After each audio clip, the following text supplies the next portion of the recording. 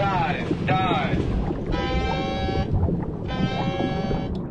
So how are our miniature paints made? The short traditional answer is that they are a combination of pigments, binders, and a solvent. For a more descriptive answer, we have to discuss what these ingredients are and what these ingredients basically do. So let's start with the basic thing, color. The color in your paint comes from pigment that is added. You've probably heard this word a lot. Back in the day, pigments were made from naturally occurring substances such as bones, plants, and rocks. They would crush it with a mortar and pestle, and that would, make it fine enough so they could mix it thoroughly. Depending on what these materials were and where they came from helped make their names and gave them names that we commonly use today, such as like yellow ochre. Yellow ochre's derived from the Greek word ochros, which is something like yellowish or pale, and ultramarine blue. Ultramarine blue was derived from the Latin word ultramarinus, and in the 14th and 15th century, Italian merchants basically sourced it from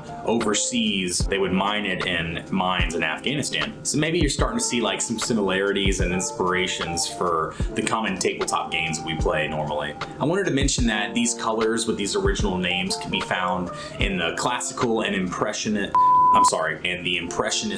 color palettes, but that's probably a video for another day that we can discuss color more in depth. So not all of the miniature paints that we use, especially the hobby paints that we use, have naturally occurring pigments in them, because the naturally occurring pigments are like super expensive. For instance, cobalt blue from, Old Holland, it's like 60 bucks a tube for some cobalt blue. That's absolutely crazy. The pigments today are more synthetically derived or inorganic materials that they add, and they create in a lab or something like that. So because it can be created, for a fraction of the cost, it allows us to purchase paints for a fraction of the cost. I'm not saying don't invest in these high dollar paints, but usually they're made for like very, very serious artists, and the paints that we have, the hobby paints that we have, will be totally fine as they are. So now that we know a little bit about pigment, where your color comes from, what else, what's the next step that we would add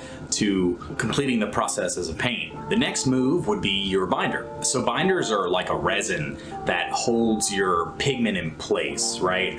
Like a color glue. So there are different kinds of binders, but specifically in our hobby, we're talking about polymer resins. So you mix your finely ground pigment with these polymer resins or your binder, and now you have colored glue. So you can't just smear it all over your model and expect it to come out like an Eric Swinson masterpiece. You have to add a little bit more to it, and that one ingredient is a solvent. The common solvent used in miniature painting is water and small amounts of isopropyl alcohol. Mineral spirits and turpentines are also used as a solvent, but mainly that's for like oil paints. But to complete our abominable concoction, we're going to add a little bit of water and some isopropyl alcohol. This is going to help you kind of thin your paint out, reduce its viscosity, so you can apply it better and it's going to have a smoother finish. So you take all these three ingredients and you add them all together, you stick it in your kitchen-made blender, and boom! You've just created some hobby paint. So let's do a short recap of what you need and what you've learned today. So number one, paint's color, either naturally or synthetically derived, come from pigment.